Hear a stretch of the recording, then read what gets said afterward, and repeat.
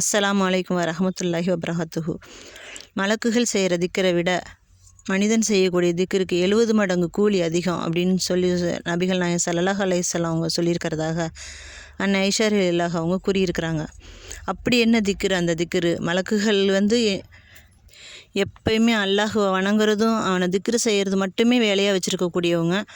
அவங்க செய்கிற திக்கரை விடவுமே மனிதன் மிக குறைந்த நேரமே செய்யக்கூடிய திக்ருக்கு 70 மடங்கு கூலி அல்லாஹ் அதிகமாக்கி கொடுக்குறான். அப்படின்னா அப்படிப்பட்ட ஒரு திக்ரு என்னன்னா நபிகள் நாயகம் ஸல்லல்லாஹு அலைஹி வஸல்லம் அவங்க சொல்லியிருக்கிறாங்க.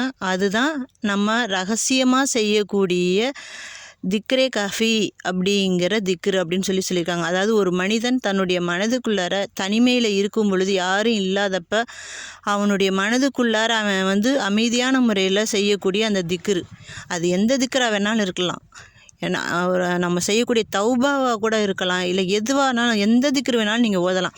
ஆனால் அதை மனிதர்கள் அறியாத வண்ணம் அமைதியாக தனிமையில் இருக்கும் பொழுது நீங்கள் உங்கள் மனசுக்குள்ளாரையே தனிமையில் இருக்கும்போதுன்னு இல்லை, நீங்கள் உங்கள் மனசுக்குள்ளார நீங்கள் ஓதுறது, யாருக்கும் தெரியாமல் ஓதுறது, அப்படி நீங்கள் கேட்கக்கூடிய ஓதக்கூடிய அந்த திக்ரு இறைவனிடத்தில் மறுமையில் நாளைக்கு வைக்கப்படும். அதாவது மலக்குகள் நன்மையினுடைய ஏடுகளை கொண்டு வந்து கொடுக்கும்போது இனிமேல் இந்த மனிதன்ட்ட எந்த ஒரு நன்மையின் ஏடும் கிடையாது அப்படின்னு சொல்லும் பொழுது, இல்லை இருக்குது, இந்த அடியானுடைய செயலில் இந்த ஏட்டில் பாருங்கள் அப்படின்னு சொல்லி அல்லாஹ் சொல்லுவானாம். அப்படி சொல்லும்போது இது எங்களுக்கு தெரியல அப்படின்னு சொல்லி மலக்குகளே சொல்லுவாங்களாம். இது இந்த அடியான் எப்போ செஞ்சதுன்னு எங்களுக்கே தெரியல அப்படின்னு சொல்லி மலக்குகள் சொல்லுவாங்களாம்.